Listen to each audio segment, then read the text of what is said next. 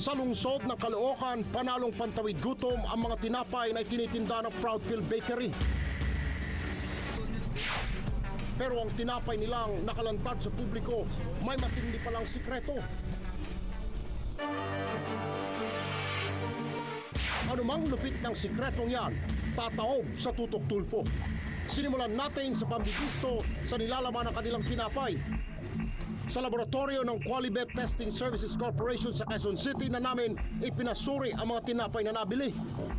Dito sasailalim sa isang total plate counts test upang malaman ang mga sangkap na ginamit sa paggawa ng Proudfield Bakery.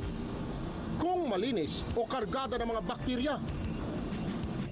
Positibo, may mga nakadidiring sangkap pala ito na di basta nakikita ng ating mga mata. Kung sino mang makakakain ng tinapay na may mataas na bilang ng bakterya ay maaaring ma-food poison, lalo na kung sila ay may mababang immune system. Matapos madiskubre ang sikretong sangkap ng mga tinapay ng Proudfield Bakery, agad na kaming nakipag-ugnayan sa Sanitation Division ng lungsod ng Caloocan. Ipinanood namin sa kanila ang aming nasaksiyang dirty baking show. Katuwa ang Caloocan Police Station, isang surprise inspection ang niluto ng aming grupo at ng sanidad. Agad kaming tumulak sa aming target area.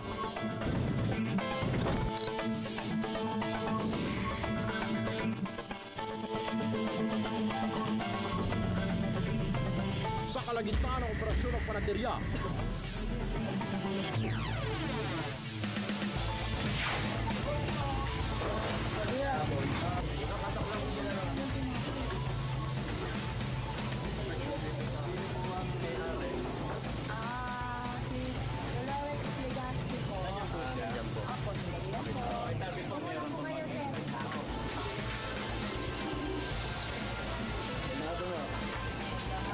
sanitation po.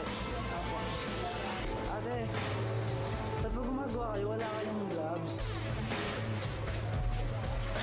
Pag nagdala pa kayo, wala kayong mga gloves? Wala eh. Bakit? Paano ba ang orientation po sa inyo sa paggawa, sa pag-repack ng mga tinapay? Walang mga gloves talaga. ang entrada ng lutuan mala underground rivers sa dilim. Pero hindi wonder ang tumambad sa amin. Nang pasukin ng kanilang kuweba, Este Kusina, mukhang ang pamamahay ng paniki sa dami ng agyo. Ang mga nabubulok at inaamag na mga tira-tirapay naroon pa. Ano namin yan, pagdala namin sa palaisdaan. Mga panaderong pawis at wala sa tamang kasuotan, hayong. Mga nalilimahin at kinakalawang na kagamitan sa pagluluto, sinita rin. Ultimo upos na sigarilyo at ilang mga basura, dito na rin sila dumudura. Natagpuan rin ang ilang pang bantay ng kuweba. Ang mga langaw at umpukan ng ipis sa kusina present din.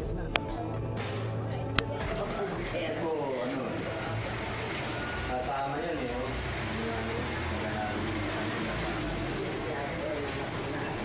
Ang buong kuweba, Este Kusina, tila nagmistulang haunted house. Ang may-ari si Dolor Halili Legaspi, tila kampante lang sa sitwasyon. Ilan taon na ho kayo dito gumagawa? Bago pa lang. Hindi ho ba kayo na-orient na gumamit ng mga gloves, yung malinis na kasuotan, hairnet, ganyan, sa paggagawa? Wala ho? Minsan o meron, minsan nilalaban nila. Pero madam, meron po ba silang mga hairnet, tamang hairnet? Oo. Bakit ho ngayon wala ho sila sa... Hanep, bulok na katwiran, may dahilan lang. Hindi pa rin nagpapaawat ang kasama naming sanitation team sa pagsusuri. Nagsalita po yung chief ng sanitation po. Huwag daw muna po kayong mag-produce, walang production muna hanggang hindi nyo napokorek kung ano may lalagay namin. Bibigyan namin kayo 5 araw po para sumunod. Nawala ng tamis sa ngiti ni Aling Dolor. Po ang hakbang na gagawin po ng Proudfield Bakery. Kung ano nakasulat doon, yun ang gagawin namin. Ano po ba yung mga sinabi sa inyo ng Sanitation Division?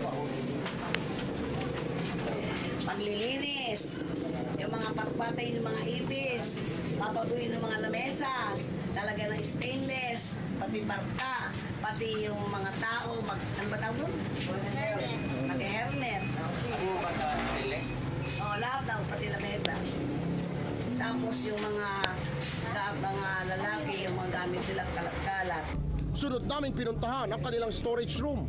Ang mga nakasalansan na tinapay, nilalantakan pa rin ng mga langaw. Aba, teka, bukod sa dumi, may kakaibang halimuyak pa ang panaderya. Ano meron? Ibig sabihin po may katabi silang babuyan? Anak ng tinapay naman, kababuyan yan. Isama ba ang tindang mga tinapay sa kwadra ng mga alaga? Kaya naman pala ang mga langaw, una nang nagpipista sa mga tinda.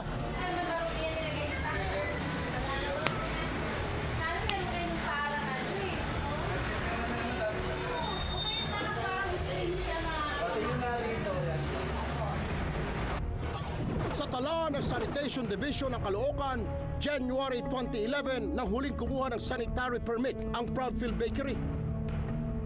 Gayunpaman, hindi pa rin pumasa sa panlasa ng sanidad ng Caloocan ang nabubulok na produksyon ng panaderya. Lumalabas na nilabag ng nasabing panaderya ang Presidential Decree 856 ng Sanitation Code of the Philippines. Kaya ang hatol ng sanidad, Facility po, yung toilet natin doon sa loob. Proudfield Bakery ay taliwas sa mga tinatutupad na batas ng segregasyon dito sa Caloocan. Ang kanilang operasyon ay masasabi natin napakarumi, hindi sang-ayon sa tinatutupad na batas. Sa loob ng 5 araw, umintubo na sila. Linisin nila yung dapat linisin, sa ayos ang dapat sa ayos. Palitan ang dapat palitan.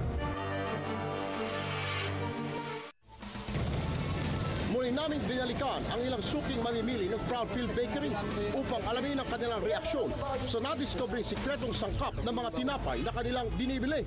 Sabi ko, sa susunod pa kayo na kumuha sa kanila. Nagkaroon ako ng concern nyo. Idea, kung wala kayo, hanggang ngayon, patuloy pa rin akong bukuha sa kanila. Kadiri. Kadiri. Nakakaiyak, nakakaano. Siyempre ko, imagine mo yung kinain mo na kaya. Kinakain ng mga anak mo, di ba? Kasi siyempre may anak din kami, tapos ikakapakain namin. Kumakain kami. Hindi namin alam kung doon. Anumang uri ng negosyo, basta't malinis at pulido, pasok sa panlasa ng tutok tulpo. Pero huwag naman sana natin ipagsawalang bahala ang kalusugan at kapakanan ng nakararami para lamang sa pansariling pag-asenso.